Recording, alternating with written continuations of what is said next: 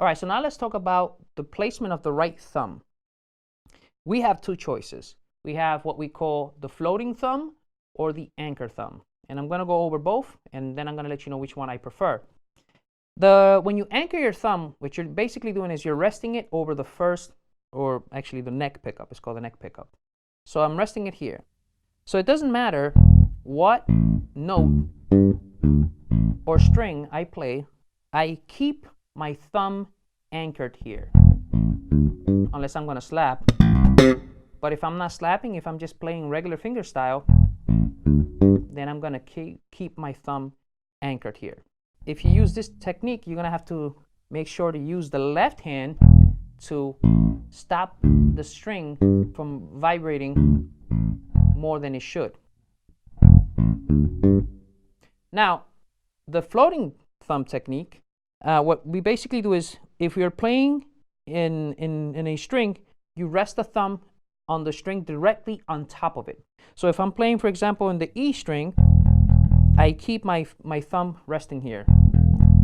But if I'm going to play in the A string, then I'm going to float my thumb and then rest it on the E string. If I'm going to play on the D string, I'm going to float my thumb and rest it on the A. If I'm going to play the G string, I'm going to float my thumb and then rest it on the D string. Okay, so rest it here when you're playing E on the pickup. Rest it on the E when you're playing the A. Rest it on the A when you're playing the D, and then rest it on the D when you're playing the G string. The reason why I prefer this technique is because it provides me better control. Number one, it's, for me at least, it's much more comfortable.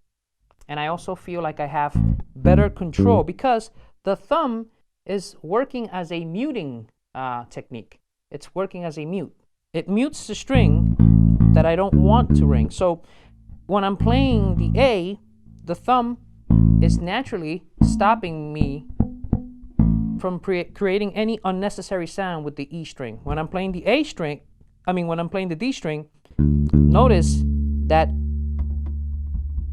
the A string will not produce any sound, but neither will the E because I'm resting it on both. You see?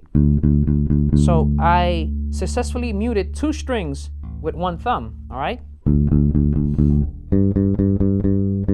You see, same thing here. When I'm playing on the G, my thumb is muting both the A and the D string. So that's why I like it. I find it more comfortable, and I find that it gives me personally better control. Now I want to talk about how to produce the sound with the right hand, how to get a nice, even sound and tone. Well, here we have our fingers, right? We're mostly going to be using our index and middle finger. We're not using our nails, obviously. We're using this part of each finger, right? This part here. Not here, but here, right? And we're going to we want to create a nice, even sound. We don't want to do this. We don't want to do it too hard, right? We're playing across the string, but it doesn't have to be hard. It can be a really nice, even, soft pluck. All right? Now, you want to have a soft or medium touch. If you play too hard with your right hand, you will not be able to play as fast. So that's one of the advantages why you want to play soft. You can play faster. Now, there are certain times when you sort of want to dig in a little bit and you want to, maybe play a note a little louder than another note just to sort of make things a little bit more interesting. But you should not be playing like this consistently because it's going to get your hand tired and you're also not going to be able to play as fast. But sometimes you do want to sort of,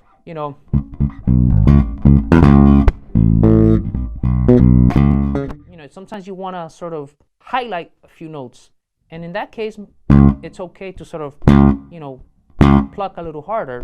But, the majority of the time, you want to sort of have a nice, soft even tone. Now let's talk about the left hand, specifically what part of the string I should be fretting, or where should I fret. So the left hand is the one in charge of deciding the note. The right hand produces the sound, but it is the left hand that chooses what note is going to ring based on where I fret. Now, there's two choices. There are some bass players who like to fret in the middle of each fret.